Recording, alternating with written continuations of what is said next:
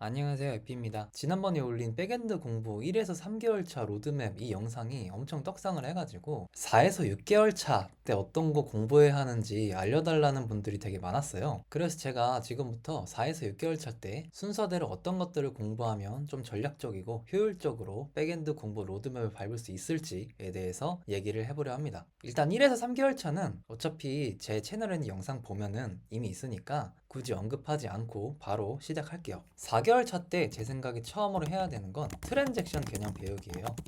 결국에 DB를 다룰 때 좀 더 복잡한 로직이 들어가거나 문제가 생길 만한 여지가 있는 곳들은 다 트랜잭션 개념을 사용을 하기 때문에 이 트랜잭션이라는 거를 4개월 차 때 꼭 알고 넘어가야 됩니다. 근데 여기서 구체적으로 트랜잭션에서 트랜잭션의 시작, 그리고 끝, 그리고 커밋, 뭐 롤백 이런 개념들을 배우시면 됩니다. 저는 항상 그렇듯 키워드만 알려드리고 자세한 내용은 여러분들이 유튜브나 구글에 치면은 혹은 챗GPT한테 물어보면은 저보다 훨씬 잘 알려주기 때문에 가서 배우시면 됩니다.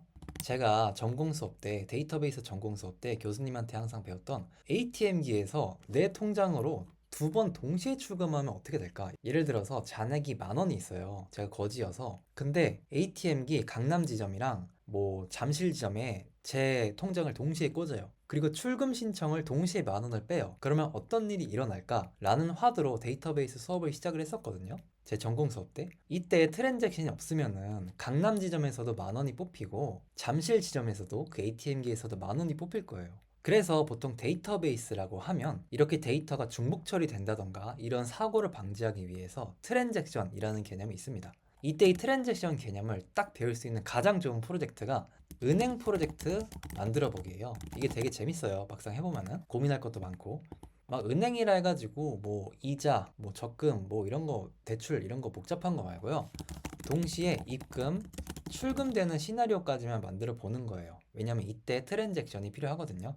근데 이렇게 했더니 내가 시간이 남았어. 내가 너무 천재라서 너무 쉬운데? 그러면 좀 더 욕심을 내가지고 물론 이때 중요하진 않아요. 욕심을 내가지고요. 이때 분산 트랜잭션까지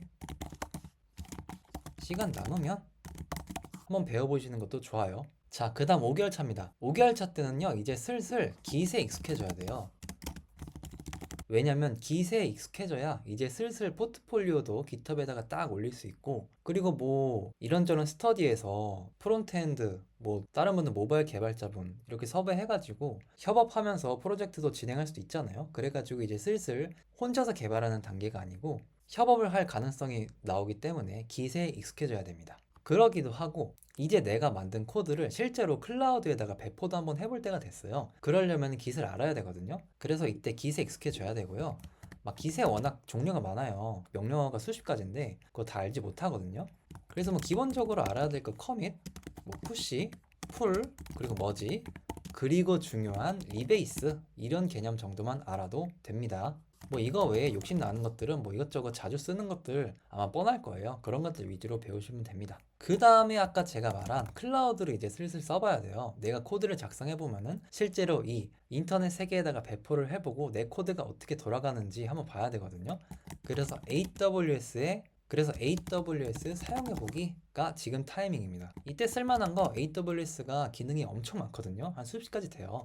근데 많이 쓰는 건 정해져 있어요. 그래서 EC2 지금 들으면 이게 뭔가 싶을 거예요. RDS 이거 다 약자입니다. S3 이 세 가지는 꼭 한번 써보세요. 왜냐면 이거 안 쓰는 회사는 되게 적거든요. 그러면서 이어서 아까 제가 말한 클라우드에 내 코드 배포해보기 이게 무슨 말이냐면요. 아까 제가 앞서 말한 이거 은행 프로젝트 만들어 보기. 이때 어쨌든 뭐 API 서버로 만드실 거잖아요. 이때 작성한 코드도 좋고 뭐 기존에 게시판 제가 프로젝트 만들어 보라고 했잖아요. 지난 영상에서. 그 프로젝트도 좋아요. 어쨌든 뭐든지 여러분이 작성한 코드를 클라우드에 배포를 하고 이상 없이 동작하는 거를 확인해 보는 거예요. 근데 이때 중요한 점이 뭐냐면은 막 이때 겉멋 들어가지고 막 CI/CD 뭐 자동화 이런 거 하려 하거든요. 근데 절대 이런 거 완전 절대 금지입니다. 왜냐면은 자동화를 하지 않는다는 거는 사실 수동화잖아요. 즉 수동으로 배포도 해보고 이런 배포 전략도 써보고 저런 배포 전략도 써보고 하면서 수동으로 배포할 때의 장점과 단점을 알게 돼요. 그거를 알아야 내가 이런 단계 때는 아직 자동화가 필요한 단계가 아니다 라는 거를 판단할 수 있거든요. 그래서 꼭 수동으로 배포를 해봐야 돼요. 아시겠죠? 무조건 자동화라고 좋은 거 아닙니다. 그 다음 드디어 대망의 6개월 차입니다. 이때는 좀 더 코드 레벨로 넘어올게요. TDD가 뭔지, 그리고 더 중요한 왜 쓰는지 배우기. 이 두 번째 왜 쓰는지 배우기가 되게 중요해요. 뭔지는 알죠. 뭐 테스트 주도 개발. 근데 대체 테스트 주도 개발을 왜 하냐? 이걸 모르고 테스트 주도 개발을 하는 분들이 되게 많거든요. 제가 이 말을 왜 하냐면은 TDD 한다는 사람들 중에 테스트를 짜려고 테스트 코드를 짜는 사람들이 있어요. 무슨 말이냐면은 결국에 TDD라는 거는 변경을 공격적으로 쉽게 하기 위해서 짜는 거거든요. 그러니까 예를 들어서 여러분들이 엄청 중요한 로직이 있어요. 이거 틀리면 안 돼. 여기서 버그 생기면 안 돼요. 근데 심지어 거기에 수정사항도 많이 반영이 될 거잖아요. 예를 들어서 막 뭐 우리가 만든 제품의 스펙이 바뀌거나 방향이 바뀌어가지고 충분히 거기에 수정이 될 수 있잖아요. 그럴 때 그런 부분 먼저 점진적으로 TDD를 도입을 해야 되는 거예요. 왜냐면은 아까 말한 대로 변경이 쉬워지니까. 근데 그게 아니고 테스트 케이스 많이 짜고 그리고 테스트 커버리지라고 해요. 내가 작성한 코드가 얼마나 테스트 코드가 작성이 돼 있는가를 테스트 커버리지라고 하고 0부터 100까지 백분율로 표시를 하거든요. 근데 그 테스트 커버리지를 높이는데 막 혈안이 돼가지고 TDD를 하시는 분들이 많아요. 근데 그러면은 바로 빠따 맞습니다. 그 성격 안 좋은 시니어 만나면은 바로 빠따 맞아요. 그래가지고 TDD가 뭔지 왜 쓰는지 일단 배우시고요. 자, 왜 쓰는지 알았으면은 여러분이 배운 TDD 지식 가지고 기존 프로젝트를 공격적으로 리팩토링 하기 이겁니다. 예를 들어서 뭐 중복 코드도 있을 거고요. 분명히 중복 코드 무조건 있어요. 그리고 약간 가독성 안 좋은 읽기 어려운 코드 무조건 있어요.